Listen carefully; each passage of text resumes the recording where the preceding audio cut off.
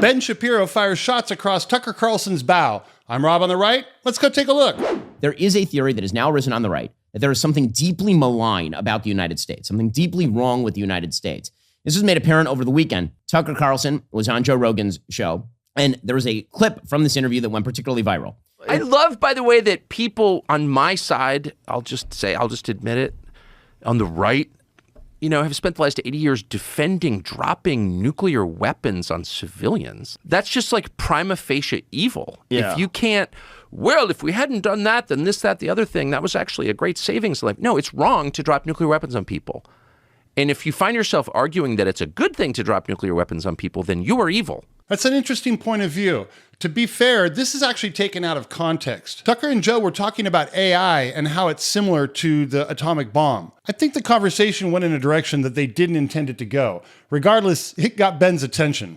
Well, you could say the same about the atomic bomb, right? Yes, you could. And you could say that we have to develop it like Oppenheimer felt before the Nazis did. I love that. How'd that work? Okay, actually, what would be childish is to assume that there are no other players in the world, for example, trying to develop nuclear weapons. The fact is the Nazis were trying to develop nuclear weapons. There was, in fact, a nuclear arms race that was happening at the time.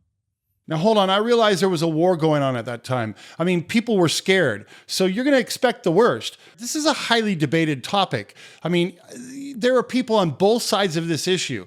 But when you really dig into it, you'll find that scholars agree that the Nazis weren't even close to figuring out the bomb. Even Ike Eisenhower questioned the necessity of dropping the bomb. His thoughts on the subject are perfectly illustrated in this quote. I voiced to him my grave misgivings. First, on the basis of my belief that Japan was already defeated and that dropping the bomb was completely unnecessary. And secondly, because I thought that our country should avoid shocking world opinion by the use of a weapon whose employment was, I thought, no longer mandatory as a measure to save American lives. Whew. So what exactly is Tucker's narrative? Well, his narrative is that there's something deeply wrong in the soul of America. A lot of conservatives do believe there's something wrong with the soul of the country. I believe, for example, there's been something wrong with the soul of the country since, for example, the sexual revolution of the 1960s, which undermined marriage, since the decline of religion in the United States. But Tucker doesn't just go that far. He thinks that it goes deeper. Tucker has another critique. America lost its moral credibility during World War II. Now, again, this is the same argument that he makes with Joe that everybody is now latching onto, but he made this argument months ago when he was on with Russell Brand. And I do think there are war crimes that the United States committed during the Second World War, the firebombing of Tokyo, famously Dresden, that were collective punishment. And I would also say, by the way, the atomic bombs on Hiroshima and Nagasaki, that's collective punishment. Yes. Okay? Yes. Now, I'm not endorsing Imperial Japan. Yes. And it was an imperial power in the worst sense. Horrible government. However, you can't annihilate a civilian population and call yourself the good guy. That's an interesting perspective. You know, it's funny, he brought up firebombing. I think that I know that the numbers were higher in casualties from the amount of bombs that were dropped on the civilian population of Japan. I mean, we burnt the crap out of them. So I can understand why people would justify it. I mean, we could have just kept on firebombing them and just wiping out their civilization. But instead, we opted to show our military might through a vulgar display of power. So why is Tucker just abandoning the moral equation here at all? What is he doing here? This subject is so nuanced and the opinions are so polarized. I really don't know even where I stand on the subject. However, I'd love to hear what you guys think about this situation.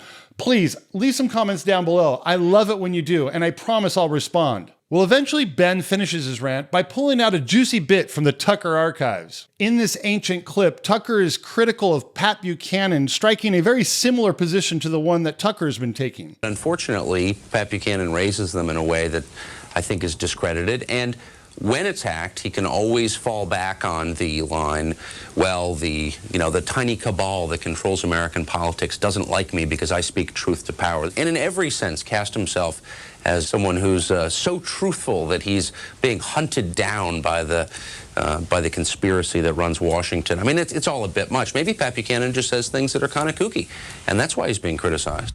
Now, Tucker Carlson might want to take a note from Tucker Carlson. Ooh. Again, I have the same views as Tucker does when it comes to closing the southern border.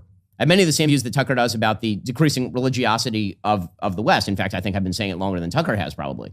You know, both of these individuals have contributed a ton to right-wing politics in general, and they definitely should be working together. I mean, just like Ben said, they have a lot they agree on. I tell you, these guys need to get together, have a friendly debate, and then hug it out. I really hope this problem doesn't reel out of control and create more division within our party. I'm going to keep an eye on the situation, and if you want to keep up to date, make sure you hit the subscription button and the notification bell. It's the only way you'll know when I upload a new video. Well, I'm Rob on the Right. Until the next time, see you around the campus.